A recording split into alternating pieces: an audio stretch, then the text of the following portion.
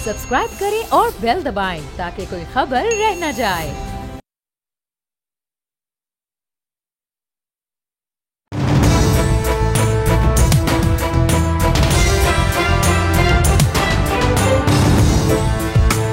बोल न्यूज़ की खुसूसी ट्रांसमिशन के साथ आमिर ज़िया हाजिर है। तो जनाब, उम्मीद ये थी कि इंतखाबात के बाद पाकिस्तान की सियासत में इत्तेदाल आएगा, बेयकीनी के बादल जो हैं वो छटेंगे और सियासी महाज़ाराई जो है वो ख़त्म होगी।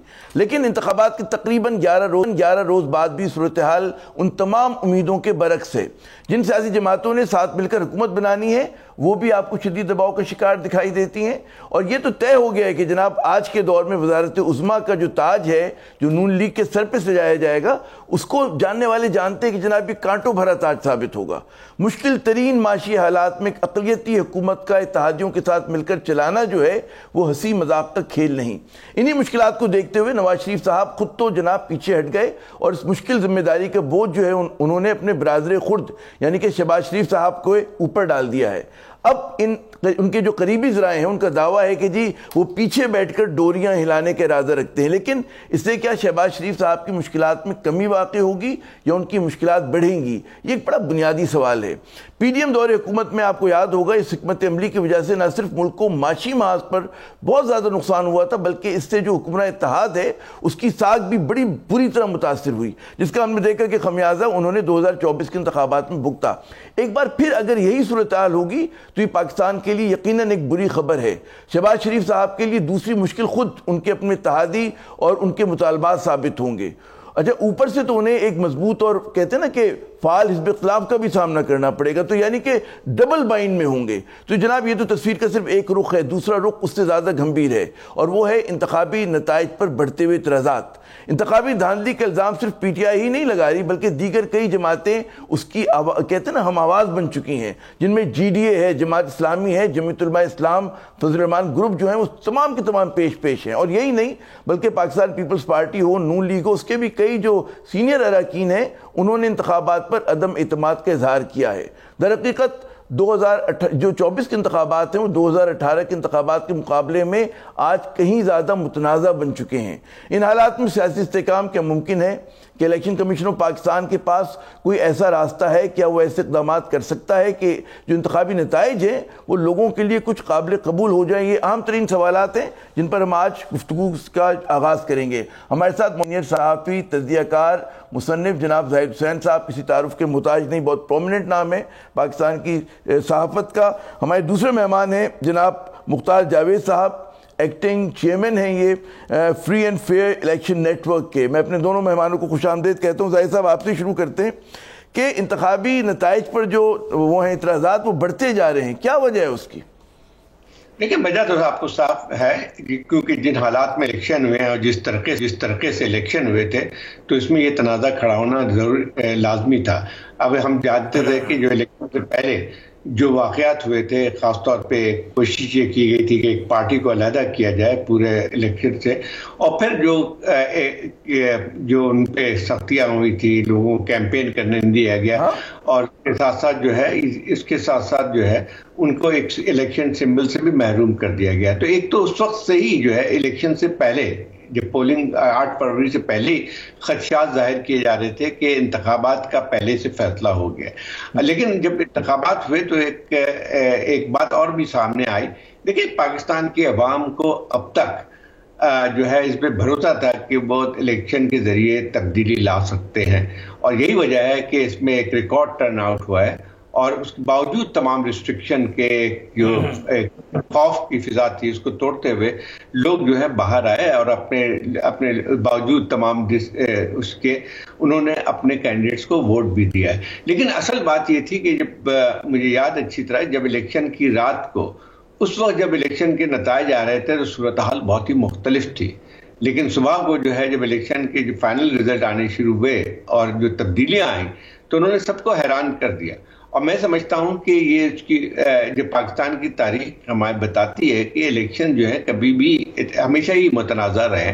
ऐसा शायद ही कोई ऐसा इलेक्शन हो जो कि बिल्कुल जो है لوگوں نے ایکسیپٹ کیا ہو، جیسے دنیا کے دوسرے ممالک میں ہوتا ہے کہ ہارنے والا جو ہے وہ خوش دلی کے ساتھ جو ہے وہ مبارکباد دیتا اور تسلیم کر لیتا ہے. مجھے اگر آپ نے بڑا اہم نقطہ اٹھایا، مجھے اگر ذرا سی اجازت دیں میں یہ جو مختار صاحب کی طرف چلوں. یہاں پر ایک بڑا بنیادی سوال ہے. زاہد صاحب کہہ رہے ہیں کہ جی پاکستان کے انتخابات ہمیشہ متنازع ہوتے ہیں، ہمیں اس بار امید تھی کہ اس مرتبہ بہتر ہوں گے انتخابات، 2018 کے مقابلے میں بہتر ہوں گے. کہاں پر بنیادی غلطی ہوئی؟ کیونکہ الیکشن ڈے کی جو پولنگ تھی وہ تو بڑی صاف شفاف تھی، لوگ آ رہے تھے، ووٹ ڈال رہے تھے. کہاں پر یہ جو کہتے تنازع کہاں سے کھڑا ہوا؟ یہ 12 بجے کے بعد کھڑا ہوا، کاؤنٹنگ میں کھڑا ہوا؟ کیونکہ پہلے جو ہوا کرتا تھا سٹفنگ ہوتی تھی، بیلٹ باکس لوگ چھین لیا کرتے تھے. اگر ہم ماضی کی بات یاد کریں، اس مرتبہ کیا ہوا؟ یا شور زیادہ ہے، پروپیگنڈا زیادہ ہے؟ جناب مختار صاحب. جی بہت شکریہ سر. اچھا، پافن نے ملک بھر میں اپنے کچھ 24,000 پولنگ اسٹیشن کی آبزرویشن کی اپنے 6,000 ٹرینڈ آبزرور کے ساتھ، جن کو باقاعدہ الیکشن کمیشن نے ایکریڈیٹ کیا تھا. اب میں آتا ہوں آپ کے سوال کی طرف کہ یہ جو تنازع پیدا ہو گیا، تو پافن کی جو آبزرویشن کی فائنڈنگ تھی وہ یہ تھی کہ جو ڈے لانگ پروسیس تھا وہ تو بڑا ٹرانسپیرنٹ، صاف شفاف، دن کی روشنی میں ہوا، لیکن جو ریزلٹ مینجمنٹ پروسیس تھا وہ خاصا شارٹ تھا لیگل ریکوائرمنٹس کے حوالے سے. اور اسی کے اوپر فافن نے کل باقاعدہ پریس ریلیز جاری کیا ہے، اور وہ الیکشن کمیشن سے یہ مطالبہ کیا گیا ہے کہ جو لیگلی چیلنجڈ کانسٹیٹوئنسیز ہیں وہاں پر باقاعدہ ریزلٹ آڈٹ کیا جائے اس سے پہلے کہ خاصی دیر ہو جائے. اور اس ضمن میں فافن نے باقاعدہ ایک 3 pronged اسٹریٹجی جو ہے وہ میتھڈالوجی وہ بھی پروپوز کی ہے، وہ بھی میں آپ کے سامنے رکھتا ہوں. اور ان حلقوں کے لیے نہ سیاسی جماعتوں اور امیدواروں نے نتائج کو لیگل فورمز پر چیلنج کیا ہے، اور وہاں پر فافن کا یہ مطالبہ ہے کہ باقاعدہ ڈیٹا انالیسس کیا جائے اور فورینزک کو استعمال کرتے ہوئے یہ جو الیکشن کی لیجیٹیمیسی ہے. اچھا، مجھے ایک ضمنی سوال کرنے تھے مختار صاحب. مختار صاحب ایک بڑا کوئک میں آپ سے ایک سوال کروں گا. یہ جو آپ آڈٹ کا مطالبہ کر رہے ہیں کتنا قابل عمل ہے؟ اور سے یہ جو کہتے ہیں کیا یہ حکومت سازی کا عمل ہے وہ تاخیر کا شکار ہو سکتا ہے؟ اگر آپ آڈٹ میں چلے جائیں گے، دوبارہ آپ ایک پورا مطلب ہے کہ کھول دیں گے ایک اور مطلب ہے پینڈورا باکس، تو کتنا اس میں مطلب ہے کہ تاخیر ہوگی؟ اور کیا اس سے تنازع ختم ہو جائے گا یا مزید بڑھے گا؟ سر پینڈورا باکس تو کھل چکا. اب دیکھیں نا، فافن تو 2013 سے یہ مطالبہ کرتا آ رہا ہے کہ جو ECP ہے وہ باقاعدہ جانچ پڑتال جو ہے وہ نوٹیفیکیشن سے پہلے جانچ پڑتال کرے حلقوں کی اور ریزلٹس کی، تاکہ جو نتائج کی جو انٹیگریٹی ہے وہ مضبوط ہو اور وہ امن تنازعات میں نہ پڑیں، جہاں پر لوگ پوسٹ الیکشن سیناریو میں ٹرائیبیونل میں جاتے ہیں اور پھر سالہ سال اس کے ریزلٹس نہیں آتا. تو رہ گیا جو آپ نے سر بات کی، اس حوالے سے ہم نے تین مرحلہ جو ہے نا وہ پرپوز کیا ہے. اب پہلا مرحلہ یہ ہے، فافن یہ کہہ رہا ہے کہ جو الیکشن کمیشن کی ڈاکومنٹیشن کی دستیابی کو یقینی بنائے اور اس کی اتھینٹیکیشن کی جائے، کمیشن کی دستیابی اور تصدیق. اچھا، وہ رپورٹ ہم نے پڑھی، میرے خیال میں ہمارے بہت سارے لوگوں نے پڑھی ہے. وہ رپورٹ بہت اہم رپورٹ ہے کہ جناب دوبارہ آڈٹ ہو اور مطلب اس کا پورا وہ ہو. زاہد صاحب، کتنا آپ کو یہ فافن کا جو تجویز ہے دیکھنے میں بہت اچھی ہے، معقول ہے، قابل عمل لگتی ہے؟ آپ کا تجربہ کیا کہتا ہے کہ کیا الیکشن کمیشن آف پاکستان سنے گا ان کی درخواست، ان کا مطالبے پہ کان دھرے گا؟ دیکھیں، بات یہ ہے کہ جو ایک تنازع کھڑا ہوا ہے اس کا تو کوئی نہ کوئی تو حل ہونا چاہیے، اور حل یہ میرے خیال اچھی تجویز ہے کہ ان الیکشنز کے جو ہے آؤٹنگ ہونی چاہیے جس پہ تنازع کھڑا ہوا ہے. اور ایک بات تو صاف ہے کہ الیکشن کمیشن اس پہ بہت زیادہ اس کے کہہ سکتے ہیں کہ ذمہ دار ہے جو کچھ ابھی ہو رہا ہے. ایک تو آپ پہلے کبھی بھی ایک مثال نہیں ملتی ہے کہ رات کے 2 بجے قریب پہلا الیکشن کمیشن نے اناؤنس کیا تھا. ایک عجیب سی بات نظر آتی ہے، وہ بھی کسی دور دراز علاقے کی. اب یہ خدشات تو یہ سارے کی ساری جو ہیں وہ تو پیدا ہونے ہیں. اب بات یہ کہ ایک عجیب سی چیز ہے کہ دیکھیں ایک جو پہلے طریقہ کار اختیار کیا گیا تھا، ایک فارم 45 کی بات تھی، اس کے بعد اسی بنیادی 45 کا مطلب یہ تھا کہ جو پولنگ بوتھ سے جو بھی رزلٹ آتی تھے وہ تمام جو ہے کینڈیڈیٹس کے رکن ان پہ سائن ہوتے تھے. پھر اس کے ذریعے جو ہے 47 جب یکجا کیے جاتے تھے، 47 کے بنتے تھے فارم، اور اس کے بعد جو ہے پھر 49 جو کہ باقاعدہ آفیشیلی جو ہے اس کو اناؤنس کرتے ہیں. بات یہ تھی کہ یہ سارا مسئلہ تو یہی بات آتی ہے کہ جو تنقید اس وقت ہو رہی ہے کہ لوگ کہتے ہیں کہ 45 کی جو ان کے فارم ہے ان کے پاس موجود ہے، لیکن نتائج 47 میں کچھ اچھا یہ میں آگے چل کے فافن کے جو ہمارے دوستوں سے پوچھوں گا کہ 45-47 کا کیا جھگڑا اور کون سا فارم زیادہ ہم ہوتے ہیں، لیکن اس سے پہلے ایک سوال ذرا سیاسی، کہ نون لیگ جو حکومت بنانے کا ارادہ رکھتی ہے، بالکل مصمم ارادہ ہے اس کا، اور اس کے ساتھ اتحادی بھی ہیں، ظاہر صاحب کیا لگتا ہے آپ کو کہ اس کے باوجود ہمیں لگتا ہے کہ جی دباؤ کا شکار ہے، وہ جیت کی مسرت نہیں ہے، وہ خوشی نہیں ہے، اور وہ ایک مطلب ہے کہ کچھ چہرے بعض مرجھائے ہوئے لگ رہے ہیں؟ میرا خیال ہے واقعی ایسا ہے، کیا آپ محسوس کرتے ہیں کہ جو جیتنے والے وہ بھی اتنا مطلب ہے خوشی کا اظہار نہیں کر رہے ہیں، بیک فٹ پر ہیں؟ اس میں کوئی حیرانگی کی بات نہیں ہے، کیونکہ پی ایم ایل این کو مطلب شاید یقین تھا، یقین دلایا گیا تھا کہ ان کی اکثریت ہوگی، اور جو الیکشن کے رزلٹ آئے ہیں باوجود تمام چیزوں کو اگر دیکھا جائے تو single largest party P M L N نہیں ہے، جو ہے وہ آزاد اراکین جو ان کو پی ٹی آئی کی سپورٹ حاصل تھی وہ ہیں۔ اب مسئلہ یہ آتا ہے کہ اس صورتحال میں جو ایک ہنگ پارلیمنٹ آئی ہے تو اس میں خوشی کا اظہار تو نہیں کر سکتے، حالانکہ نواز شریف صاحب نے حوصلہ دکھایا تھا، اور باوجود اس کے کہ جو ہے پارٹی جو ہے اکثریت نہیں حاصل کر سکی تھی، انہوں نے تو باقاعدہ وکٹری کا اعلان بھی کر دیا تھا، لیکن حقیقت تو سب کو معلوم ہے کہ اس وقت جو صورتحال ہے، اس وقت کوئی جماعت جو ہے اپنے بل بوتے پہ آج حکومت نہیں بنا سکتی ہے، میں خیال پاکستان کی اور حالات بہت مشکل ہیں۔ اچھا یہاں پر مختار جاوید صاحب جو ایک لوگوں کے ذہن میں سوال آتا ہے کہ ہمیشہ جو اب تک پروپیگنڈا ہوتا رہا یا ایک دعوے ہوتے رہے کہ 2018 کے انتخابات بہت متنازع تھے، اب جب آپ 2024 کے انتخابی نتائج کو دیکھتے ہیں، کیا لگتا ہے کون سے انتخابات میں زیادہ آپ کو لگ رہا ہے کہ گڑبڑ ہوئی، اور کون سے انتخابات واقعتاً زیادہ متنازع ہیں، 18 کے یا 24 کے؟ دونوں ایک جیسے ہیں جس طرح ہمیشہ ہوتے ہیں، اسی طرح کے انتخابات ہیں؟ جی اچھا سر، دیکھا جائے دونوں الیکشنز کو تو 18 کے الیکشن میں اتنی زیادہ ہلچل، اور اب ہر ایک نے فارم 45 اٹھایا ہوا ہے، پارٹیاں بھی اٹھا رہی ہیں، کینڈیڈیٹس بھی اٹھا رہے ہیں، لیٹیگیشنز میں لوگ جا رہے ہیں، تو یہ جو 24 کے الیکشن پر جو نظر لگی ہوئی تھی، اور الیکشن کمیشن کے بڑا کیٹیگوریکلی اپنے سٹاف کو یہ ہدایات تھیں کہ ایک تو 2.25 کروڑ ووٹر اس میں آ گئے ہیں، ٹرن آؤٹ جو ہے وہ بڑھنا چاہیے، انتخابات شفاف ہوں، پھر یہ باور کروایا گیا کہ جی کسی قسم کا کوئی انٹرنیٹ کا کوئی گڑبڑ نہیں ہوگا، ساری چیزیں ٹھیک ہوں گی۔ اس سب کے باوجود جو پارلیمان نے ایک بڑی دل لگی سے کوشش کی تھی الیکشن ایکٹ 2017 کی، جو ان ساری چیزوں کو یقینی بنانے کے لیے تھی، تو وہ خاصی حد تک جیسے کہتے ہیں اس کو، ان کوششوں کو نقصان پہنچا ہے۔ وہ جو ایکٹ بنا تھا، اس ایکٹ کی صحیح جو امپلیمنٹیشن انفورسمنٹ تھی وہ ہمیں نظر نہیں آئی، اور اس حوالے سے دیکھا جائے تو دونوں میں سے جو موجودہ الیکشن ہیں اس میں زیادہ لوگ آئے، اگرچہ ٹرن آؤٹ کم رہا ووٹرز کا because of so many reason, لیکن اس میں زیادہ پیچیدگیاں ہیں۔ اور اب دیکھیں دیے جا رہے ہیں، پارٹیاں جو ہیں وہ رزلٹ ایکسیپٹ نہیں کر رہی، ہر ایک نے کاپیاں اٹھائی ہیں۔ اور یہاں ایک چیز میں سر آپ کے سوال سے پہلے بتاتا چلوں کہ جو فارم 45 اور 47 ہیں ان کو پرائمری ڈاکومنٹس کہتے ہیں ریزلٹس کے۔ اب فارم 47-45 جو ہے نا سر، اس کی 7 کاپیاں ہوتی ہیں۔ اب وہ کاپیاں الیکشن کمیشن کو بھی جاتی ہے، پریزائڈنگ کو بھی جاتی ہے، کو بھی جاتی ہے۔ اب ہمارا الیکشن ایکٹ 2017 یہ ڈٹرمن ہی نہیں کر رہا کہ اگر ہر ایک کے پاس مختلف کاپیاں ہیں تو ان میں سے اصلی کاپی کون سی ہے، اس کے حوالے سے ہمارا الیکشن ایکٹ۔ اچھا میں اس سے اور آپ سے وضاحت طلب کرتا ہوں، پوچھوں گا آپ سے مزید۔ میں ظاہر صاحب ایک الگ موضوع ذرا سا slightly different, P T I پہ بہت زیادہ تنقید ہو رہی ہے، نون لیگ کی طرف سے، پاکستان پیپلز پارٹی کی طرف سے، حتیٰ کہ مطلب ہمارے اداروں کی طرف سے، الیکشن کمیشن آف پاکستان کی طرف سے، کہ وہ جو ہے بڑا ڈسٹارٹ کر رہی ہے مبینہ طور پہ حالات کو اور واقعات کو، اور بہت زیادہ سوشل میڈیا، سماجی میڈیا کے پلیٹ فارمز کا بڑا ایک غلط استعمال ہو رہا ہے۔ اور اس میں پھر اب دیکھتے ہیں کہ پچھلے 3-4 دن سے ہمارے بعض جو سوشل میڈیا کے پلیٹ فارمز ہیں ان پہ قدغن ہے، وہ اس طرح سے کام نہیں کر رہے ہیں۔ ٹویٹر جو ہے، ایکس جو اس کا اب نیا نام ہے، وہ اویلیبل نہیں ہے، کچھ 3 دن ہو گئے، ٹھیک ہے نا؟ تو کیا یہ واقعی ایسا ہے؟ اور دوسرا یہ جو حکمت عملی ہے کہ ان پلیٹ فارمز کو جو ہے آپ بند کر دیں یا اس میں ایک رکاوٹ ڈالیں، کس حد تک مؤثر ہوگی؟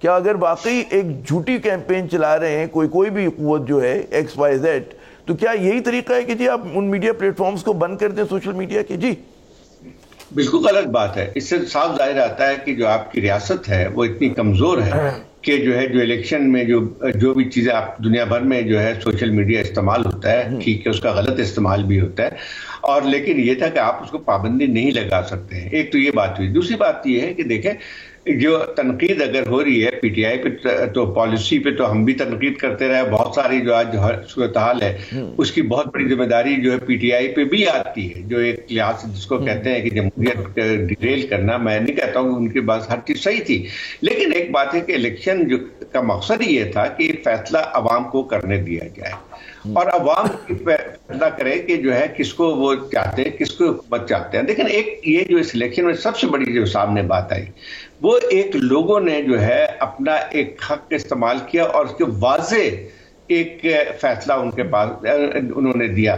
دیکھیں ایک یہ پاکستان کی تاریخ میں پہلا واقعہ ہے کہ ایک جماعت کو جو ہے وہ انہوں نے پارلیمنٹری جماعت بنانے سے انکار کر دیا، اس کے پاس کوئی سمبل نہیں ہے اور آخری وقت تک ان کے کینڈیڈیٹ جو ہیں وہ اٹھائے جاتے رہے اور وہ کئی دفعہ کینڈیڈیٹ بدلے ہیں اور ڈفرینٹ سمبل پہ آپ انتخابات لڑتے ہیں، لیکن اس کے باوجود بھی لوگوں نے ان کو ووٹ دیا ہے. اس سے حقیقت سے کوئی انکار نہیں کرتا. ایک سپلیمنٹری کویسچن کہ ہم دیکھ رہے ہیں ٹھیک ہے حکومت بنانے والی جماعتیں مشکل میں ہیں، لیکن پھر پی ٹی آئی کی بھی سیاسی پیترے ہیں کہ جی وہ سنی اتحاد کونسل کے ساتھ اب جناب وہ اس کی بات کریں، ضم ہونے کی بات کریں کہ جی کم از کم پارلیمنٹ میں ریپرزنٹیشن ہو. کس حد تک مؤثر حکمت عملی ہے؟ کیا اس کا آگے چل کے نقصان ہوگا یا آپ کے خیال میں ایک درست حکمت عملی ہے موجودہ حالات کے تحت؟ دیکھیں ایک حالات ایسے کریٹ کیے گئے نا، ایسا ہونا نہیں چاہیے تھا. اب سب کو پتا ٹھیک ہے اس میں زیادتی کی ہوگی، الیکشن آنے چاہیے تھے پی ٹی آئی کو، انہوں نے بہت ساری چیزوں کے اصولوں سے خلاف ورزی کی تھی جو کرنے چاہیے تھے. لیکن مسئلہ یہ آتا ہے کہ آپ ان کے کوئی اور طریقہ بھی اختیار کر سکتے ہیں، جیسے کہ اے این پی نے بھی اپنے الیکشن نہیں کرائے تھے اور لیکن ان کو جو ہے تنبیہ کر کے ان پہ فائن کر کے اور یہ کہا گیا کہ آپ مئی میں انتخابات کرا لیں. تو یہی کوئی چیزیں کرنی چاہیے تھی تاکہ یہ ڈسٹورشن پیدا نہ ہو. آپ جب جتنی یہ چیزیں پیدا کرتے ہیں اس کا ریئیکشن ہوتا ہے. بالکل. اچھا وقت کیونکہ کم ہے، میرے پاس 2-3 بڑے اہم سوال ہیں. ایک مختار صاحب، فارم 45 اور 47 آپ کے بقول کہ اس کی بہت ساری کاپیاں ہیں، سب کچھ ہے، اس میں سے کس فارم کا زیادہ وزن ہوتا ہے؟ آپ 45 کو زیادہ سیریسلی لیتے ہیں، 47 کو لیتے ہیں؟ اور ساتھ ہی اس سوال کا بھی مختصراً جواب کہ بعض لوگ کہہ رہے ہیں جی دوبارہ انتخابات ہوں، کیا یہ مطالبہ سنجیدہ لینا چاہیے ہمیں؟ جی پہلا تو یہ ہے کہ فارم ہے وہ امپورٹنٹ فارم ہے، اور فارم 46 جو ہے وہ تو 47 جو ہے وہ ایک طرح سے اس کا عبوری ریزلٹ ہوتا ہے. تو اس کی اہمیت دونوں فارمز کی اپنی اپنی جگہ ہے. لیکن فارم 45 جو ہے وہ اس طرح تو 8 فارم ہے نا سر، جو بہت زیادہ فارم 26 سے لے کے جہاں آر او جو ہے اپنا سٹاف تعینات کرتا ہے، فارم 26 سے لے کے فارم 49 جو بالکل گزٹڈ نوٹیفیکیشن جس کے بعد نکلتا ہے. لیکن فارم 45 بہت اہم ہے کیونکہ اس کے اندر اگر کوئی کمی بیشی ہے تو اس کو کریکٹ کر کے تو پھر فارم 47 جو ہے اس میں ترمیم کی جا سکتی ہے اور حتمی رزلٹ کی طرف جایا جا سکتا ہے. تو اگر فارم 45 ہی جو ہے وہ اگر ٹھیک نہیں بنا ہوا یا اس کے اندر جان بوجھ کے کوئی کمیشن کیا گیا ہے تو پھر وہ اکاؤنٹیبلٹی بھی آتی ہے ریلیونٹ لوگوں کے اوپر. اور دوسرا سر آپ کا سوال کیا تھا؟ دوسرا سوال میرا یہ تھا کہ بعض لوگ جو حلقے کہہ رہے ہیں جی دوبارہ انتخابات سنجیدہ لینا چاہیے، یہ مطالبہ جو ہے سنجیدہ لینا چاہیے یا ہم آگے بڑھیں؟ اب جو ہو گئے انتخابات ہو گئے، چلیں اگلے 5 سال. جی کوئکلی. ہمارے پڑوس میں دنیا کی سب سے بڑی جمہوریت ہے انڈیا، اس سے اچھے ہمارا الیکشن ایکٹ انڈیا سے اچھا ہے. اب ایشو یہ ہے کہ اگر ہم بہت ساری جو چیزیں ہیں جو پرفوریشنز ہیں، جو سوراخ ہیں، اب ہم ان کو اتھینٹیکیٹ کرنا، اس کو اسیس کرنا، اس کو جیسے کہتے ہیں درست کرنے کی بجائے ہم پھر ایک نیا کٹا کھول دیں کہ جی الیکشن تو نہیں کھلنا چاہیے، نیا کٹا نہیں کھلنا چاہیے. ظاہر صاحب آخری 2 منٹ ہے ہمارے پاس، بلکہ 1.5 منٹ ہے. اچھا کیا آپ کے خیال میں شہباز شریف صاحب نے بڑی قربانی دی، بھائی کا بوجھ انہوں نے اپنے کندھوں پہ اٹھا لیا، آپ کے خیال میں کتنے خود مختار وزیر اعظم ہوں گے؟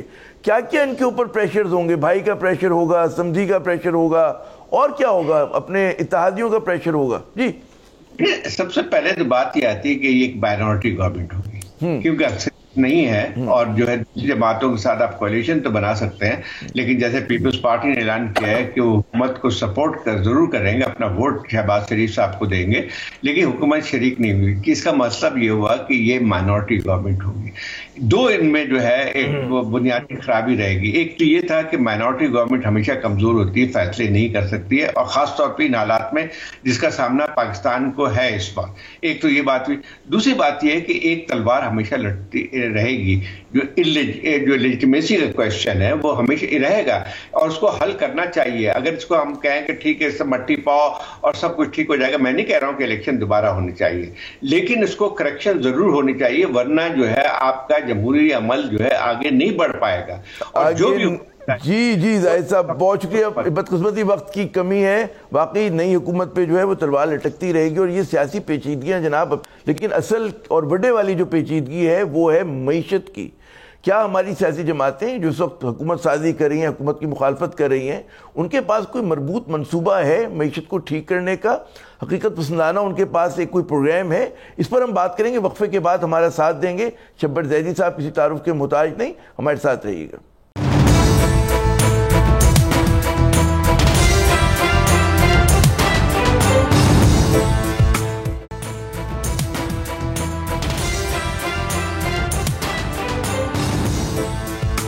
जनाब, प्रोग्राम में एक मरतबा फिर खुश आमदेद। पाकिस्तान के जो माशी अशारिये हैं वो खौफनाक भी हैं और ख़तरनाक भी हैं। हमें कर्ज का मर्ज लाहक है। इस साल 2024 में हमें तकरीबन $24 बिलियन का बैरूनी कर्ज वापस करना है। हमारा जो बजट वो है डेफिसिट है वो 7.2% से ज़्यादा है। हमारा जो गर्दिशी कर्जा है वो 5.7 ट्रिलियन हो गया है। अफरात ज़र आज भी, पहले तो खैर 45 तक छू के गया था, अब भी 28% से ज़्यादा है। और हम देखते हैं कि हमारी जो मुल्क में सियासी इंतशार बरपा है वो अपनी जगह, और हमारी सियासी जमातें बड़े बड़े दावे करते हैं, बड़े बड़े वादे करते हैं, लेकिन क्या उनके पास कोई मरबूत सियासी एक माशी प्लान है, कोई माशी मंसूबा है? हम इस पर आज बात करेंगे। हमारे साथ एक जाना माना प्रोमिनेंट नाम मौजूद है, किसी तारुफ के मुताज नहीं, शब्बर जैदी साहब फॉर्मर चेयरमैन FBR भी हैं, और पाकिस्तान के, मैं हमेशा कहता हूँ कि टॉप टैक्समैन में इनका शुमार होता है। बहुत शुक्रिया शब्बर साहब आपका। बात तुम करते रहते हैं जी रियासत के मसाइल क्या हैं, लेकिन हमारी जो सियासी जमातें जिन्हें हल करना है जमहूरी अंदाज में, आपको लगता है कि इनके पास कोई सियासी मंसूबा है? जिन जमातों ने हुकूमत बनानी है या जिनको हुकूमत की मुखालफत करनी है, कोई इनके पास ठोस मजबूत प्लान है? देखिए, बिस्मिल्लाहिर्रहमानिर्रहीम, आमिर साहब, बात यह है कि अगर आप इलेक्शन से पहले उनकी गुफ्तगू सुने जी, या इलेक्शन के बाद गुफ्तगू सुने, या इलेक्शन के दरमियान गुफ्तगू सुने, हमारे इस इलेक्शन में या और हमारे पाकिस्तान के इलेक्शनों में कभी मईशत की कोई प्लान या कोई आगे फुटप्रिंट कभी सब्जेक्ट नहीं रहा। ये पाकिस्तान की बदकिस्मती है। तो आपका ये सवाल कि क्या इनके पास कोई सोल्यूशन है, ये मेरे हिसाब से उस लिहाज से कोई मानी क्वेश्चन तो नहीं है, मिस क्वेश्चन है। अच्छा, कि क्या करें भाई, पूछना तो पड़ेगा ना कि भाई क्या है कि अब जो नून लीग को हुकूमत बनानी है उसके साथ MQM शामिल है, पीपल्स पार्टी सपोर्ट करेगी उनको, शामिल नहीं होगी, लेकिन मगर कोई खाका तो होगा ना। आमिर देखो ना, इस जो भी गवर्नमेंट आएगी उसमें 3 उसके पास ऐसे हैंडीकैप हैं, बल्कि 4, मैं 3 पे आता हूँ, 3 ऐसे हैंडीकैप हैं जिसकी वजह से अगर कोई पॉलिसी उनके पास है तो भी वो इम्प्लीमेंट नहीं हो सकेगी। पहला हैंडीकैप ये है कि उनको IMF के प्रोग्राम में जाना है अपने फॉरेन करेंसी के मसले के ऊपर। दुरुस्त, हाँ, पहला, हर हालत में जाना पहला ये, इस पे कोई सेकंड व्यू नहीं है, ठीक है। दूसरा व्यू मसला उनका ये है कि जो हमारे, जिनको हम अपने फ्रेंडली कंट्री कहते हैं, या हमारे जो हमें लैंडिंग करते रहते हैं या हमें सपोर्ट करते रहते हैं, जिसमें चाइना भी है, UAE भी है, अमेरिका भी है, वो हमारे से नामुतमईन है, सब थक गए, वो थक गए। आपने अभी इकोनॉमिक्स का रिसाला पढ़ा होगा, उसने कहा कि इवन चाइना भी थक गया है हमारे साथ डील करके। उसने स्पेसिफिकली लिखा है कि स्टेट ओन्ड जहां पे ऑर्गेनाइजेशन है वो भी पाकिस्तान के साथ डील करने पे तैयार नहीं है। अब डोनर फटीक आ गई, फटीक हो गई होगी। दूसरी तीसरी बात जो है वो उनको कि आने वाली गवर्नमेंट को एक सुपरा बॉडी SIFC के अंदर रहते हुए काम करना है। तो 3 चीजें हो गई, 3 चीजें हो गई। अब चौथा मसला ये है कि जितने भी अमल दरामद मईशत को सही करने के लिए हैं वो तमाम पॉलिटिकल बैकलैश करेंगे अगेंस्ट में, गैर मकबूल फैसले हैं। तो अब सवाल ये है कि इन पार्टियों के पास प्रॉब्लम ये आ गई है कि अपनी पार्टी बचाएं या पाकिस्तान बचाएं। अभी तक तो लग रहा है कि अपनी सियासत बचा रहे हैं। नहीं, मगर सच नहीं बोल रहे, बचा नहीं पा रहे ना। देखिए बात ये ना कि वो अब ये पाकिस्तान को बचाना है تو سخت مشکل فیصلے کرنے پڑیں گے. اب یہ پارٹیوں کے اندر اتنا گٹس نہیں ہے, نہ ان کے پاس اتنی سیٹیں ہیں, نہ ان کے پاس اتنی پاپولر سپورٹ ہے کہ یہ وہ فیصلے کر سکیں. تو میں تو ان کی جگہ پہ ہوں. میں نے آپ کے پروگرام میں کہا تھا, بہت لاسٹ پروگرام میں, کہ یہ کانٹوں کا تاج ہے, یہ پھولوں کی سیج نہیں ہے. آپ کے پروگرام میں کہہ کے گیا تھا, ٹھیک ہے. اب تو یہ کانٹوں کا تاج اور مشکل ہوتا جا رہا ہے نا سر.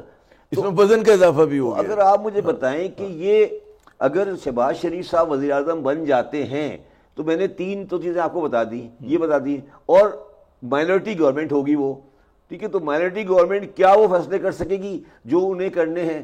تو وہ کس چیز کے لیے کوشش کر رہے ہیں, کیا کرنے جا رہے ہیں؟ اچھا, کیا ان حالات میں بہتر نہیں کہ عوام سے سچ بولا جائے, ان کو مینٹلی پریپیئر کیا جائے کہ جناب مشکل وقت ہے, مشکل فیصلے کرنے, ہم بھی بیلٹ ٹائٹننگ کریں گے حکمران اشرافیہ, اور عوام سے بھی قربانی مانگتے ہیں. مجھے تو نظر نہیں آ رہی. میں ایک عجیب سی بات کہوں آپ سے, جو شاید آپ کو پتہ نہیں یقین آئے یا لوگوں کو یقین آئے یا نہیں آئے, یہ ایکچولی معصوم ہے.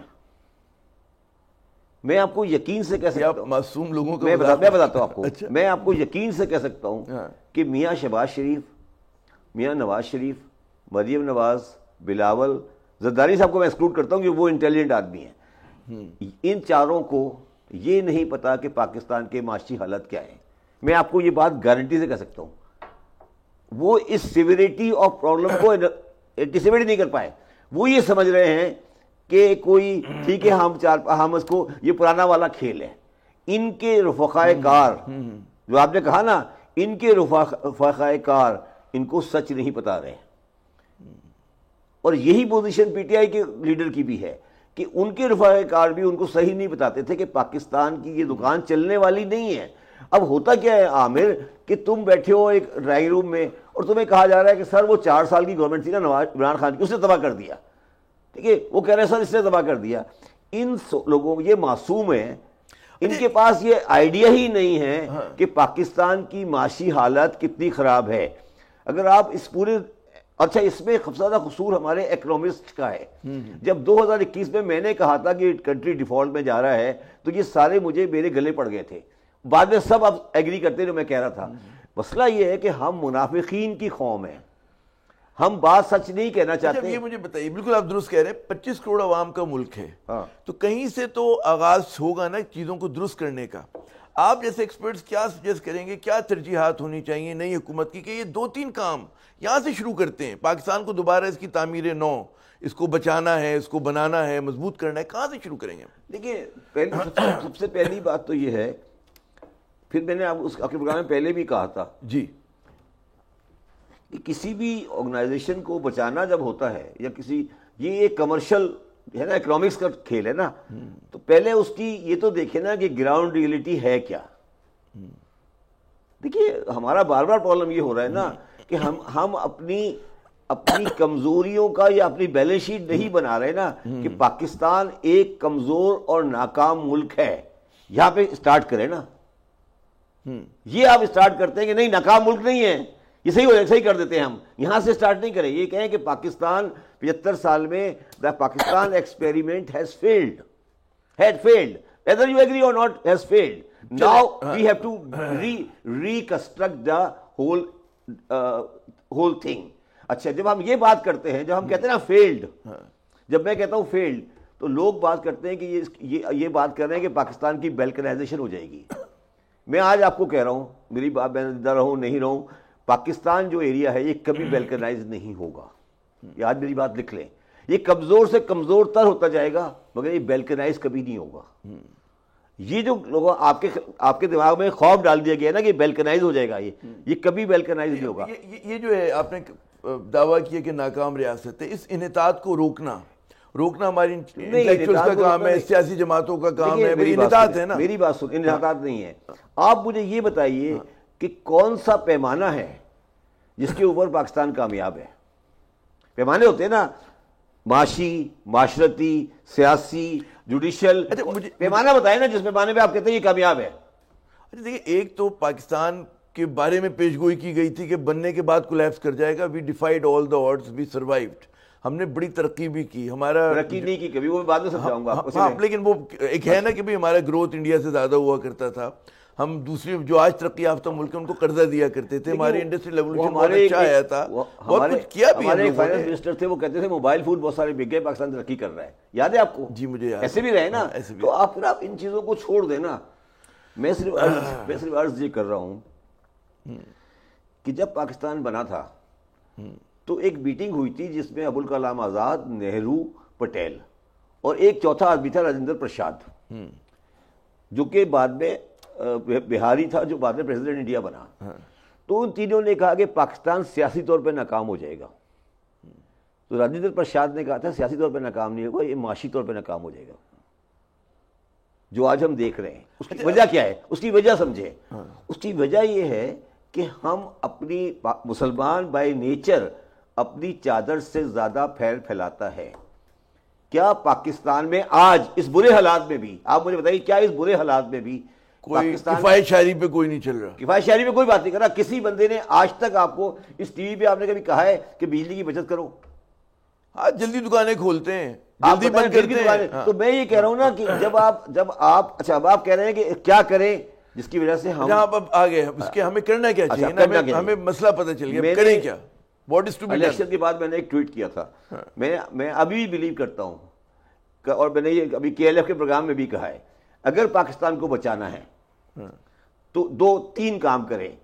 ایک تو فضل الرحمان صاحب کو ایگزائل کریں پاکستان سے, اتنا بڑا مسئلہ نہیں, ہمیشہ کے لیے نہیں, ہمیشہ کے لیے ایگزائل کرتے, ٹھیک ہے, اتنا بڑا مسئلہ. اچھا سن لیں, اور بلاول صاحب اور نواز شریف صاحب گاڑی پکڑیں اور اڈیالہ چلے جائیں, اور اڈیالہ جا کر تینوں مل کے کہیں سیاستدان کہ ہمیں آج پاکستان کو بچانا ہے, اور شاید کراچی والوں کو نہیں بٹھائیں, وہ کچھ اور حرکت کر دیں. ریکنسیلیشن ہونی ہاں, چاہیے, آپ کو نیشنل گورنمنٹ بنانی چاہیے اگر آپ کو پاکستان کو بچانا ہے آج.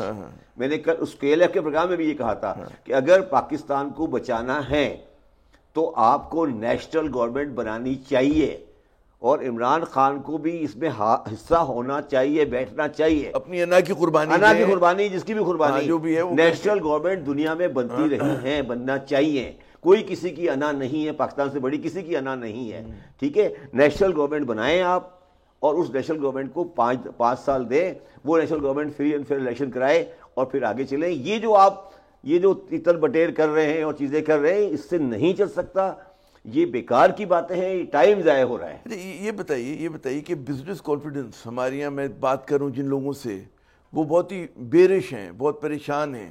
ہمیں پتہ ہے ہمیں انویسٹمنٹ زیادہ بڑھانا ہے. کیا ترکیب ہے کہ جی ہمارا مقامی سرمایہ کار کی بھی کچھ ہمت بڑھے, اور کچھ پھر اس کے بعد اس کی بڑھے گی تو بیرونی سرمایہ کار آئے گا نا ہمارے ملک میں. یار دیکھو میری بات سنو, سرمایہ کاری تو اس وقت آتی ہے نا, دیکھیں 25 کروڑ کا ملک ہے, کہیں نہیں جا رہا, یہ کہیں نہیں جا رہا. یہ پاکستان ٹوٹ جائے گا, یہ ہو جائے گا, یہ سب بیکار کی باتیں, یہ سب لوگوں کو ڈرانے کے لیے کی جاتی ہیں. کچھ نہیں ٹوٹنے والا. صرف سوال یہ ہے کہ کیا عام آدمی کو کچھ ملے گا یا نہیں ملے گا. سوال یہ ہے عامر, امیر آدمی کا تو پاکستان میں کوئی پرابلم نہیں ہے نا, ٹھیک ہے. جن کی آپ بات کریں نا کاروباری بیرش نہیں ہے, ان کو نفع میں نقصان ہو رہا ہے, نقصان نہیں ہو رہا, نفع کم ہو گیا ان کا. ہاں, نفع گھٹ گیا. میں پاکستان کی 3 بڑی کمپنیوں کا ڈائریکٹر ہوں, لسٹڈ کمپنی کا, 3 بڑی لسٹڈ کمپنیوں کا ڈائریکٹر ہوں. ہم نے تینوں کمپنی میں اتنے پیسے کمائے کہ ہم سے سنبھل نہیں رہے. یہ ہماری ملٹی نیشنل بہت کما رہی ہیں, جو بھی میں وہی تو عرض کر رہا ہوں, میں 3 بڑی کمپنیوں کا ڈائریکٹر ہوں. بینک کے پروفٹ دیکھیں آپ کہاں جا رہے ہیں. یہی تو عرض کر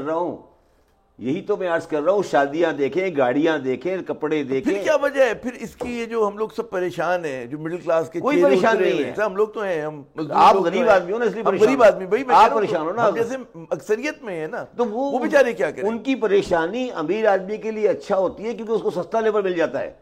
آپ کیوں نہیں سمجھتے اس بات کو؟ غریب آدمی کی پریشانی امیر آدمی کا فائدہ ہوتا ہے, اس کو سستی لیبر ملتی ہے. پاکستان میں کوئی پریشان نہیں ہے سر, سب لوگ اپنے آرام سے بیٹھے. آپ شام کو کل اٹھیں اور کراچی گولف کلب چلے جائیں.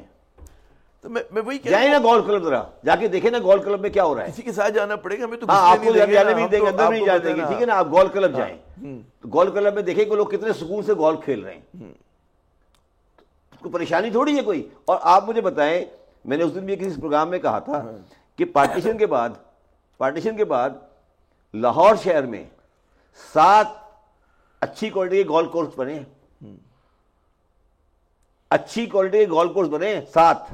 یونیورسٹیز کتنی بنائی ہیں؟ یونیورسٹی کو پرائیویٹ یونیورسٹی, گورنمنٹ نے ایک بھی نہیں بنائی, پرائیویٹ سیکٹر کی بنی چھوٹی موٹی یونیورسٹی بنی ہوئی ہے.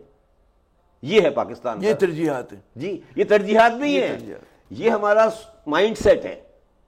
آپ کراچی میں بھی آپ دیکھیں گولف کورس تو بہت اچھے ہیں, کوئی گولف کورس میں کہیں پہ آپ بڑی بڑی گاڑیاں ہیں, بڑی گاڑیاں ہیں, سب کچھ لگا ہوا ہے, کوئی پریشانی ہے. یہ کیا ہے بیسیکلی. مگر coming back to the main thing.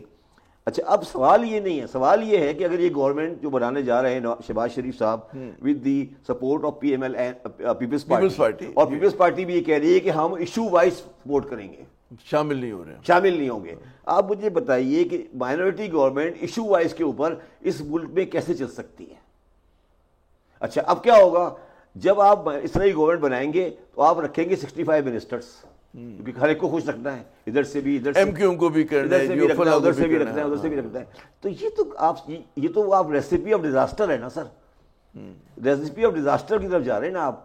تو اس کا علاج کیا ہے؟ ان سیاسی جماعتوں کو اس بات کا اندازہ نہیں کہ جس درخت پہ, جس شاخ پہ ہم بیٹھے ہیں ہم کاٹ رہے ہیں, اور ہمیں اب یہ چاہیے کہ جناب ہم ایک چھوٹی کیبنٹ بنائیں, سلم کیبنٹ بنائیں, ہر پارٹی کی ایک 2 کی نمائندگی ہو, میرٹ پہ فیصلہ کریں, ڈی این اے پہ فیصلہ نہ کریں, اہلیت پہ لوگوں کو لے کر. کیوں نہیں کرتے؟ ہمیں سمجھ میں آ رہے ہیں ہم سادہ لوگ بیٹھے ہیں مزدور کونے پہ, ہم کو کیوں نہیں پتہ چل رہا؟ دیکھیے آپ غلط بات سمجھ رہے ہیں.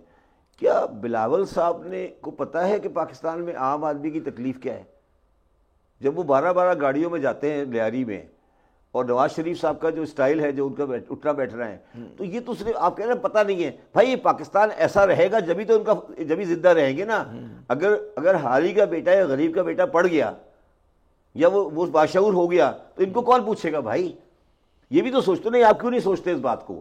آپ کے خیال میں یہ کیا ہے؟ یہ آپ مجھے بتائیے. دوسری دنیا میں بھی حکمران اشرافیہ ہوتی ہے, وہ تو اتنی مطلب ہے انہوں نے مدد کی ہے اپنے سماج کے ارتقاء کے لیے.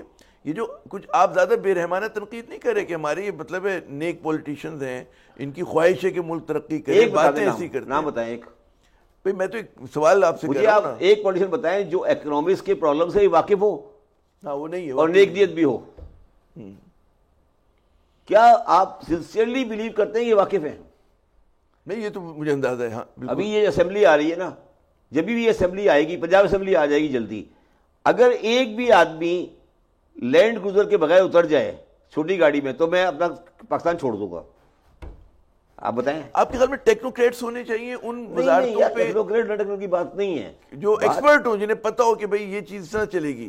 انرجی منسٹری ایسے چلے گی, سب سے کمپلیکیٹڈ منسٹری انرجی ہے, فائنینس ہے, تو وہاں پر ایسے لوگ آنے چاہیے کہ جن کو جو فیصلے کر سکیں, جو پولیٹکس سے بے نیاز ہوں, اس سے ابو ہوں, اوپر ہوں اس سے. دیکھو عامر, میرا خیال ہے کہ اب یہ ٹیکنوکریٹ اور یہ ماشاء اللہ یہ سب جو ہے نا, یہ سب چیزیں بھی اب پاکستان کے لیے, پہلے ہم سوچتے تھے کہ یار ماشاء اللہ لے آئیں, اسٹرانگ ماشاء اللہ لے آئیں تو شاید پاکستان کے مسائل کا حل نکل آئے گا, یا ہم ایک اسٹرانگ ٹیکنوکریٹ گورنمنٹ لے آئیں تو شاید پاکستان کے مسائل کا حل نکل آئے گا.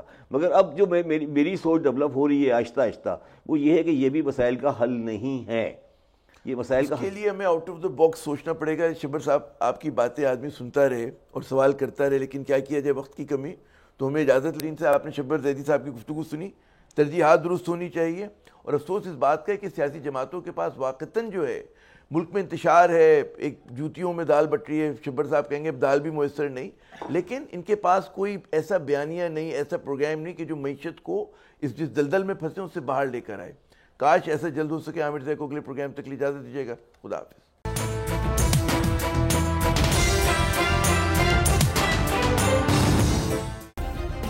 سبسکرائب کریں اور بیل دبائیں تاکہ کوئی خبر رہ نہ جائے.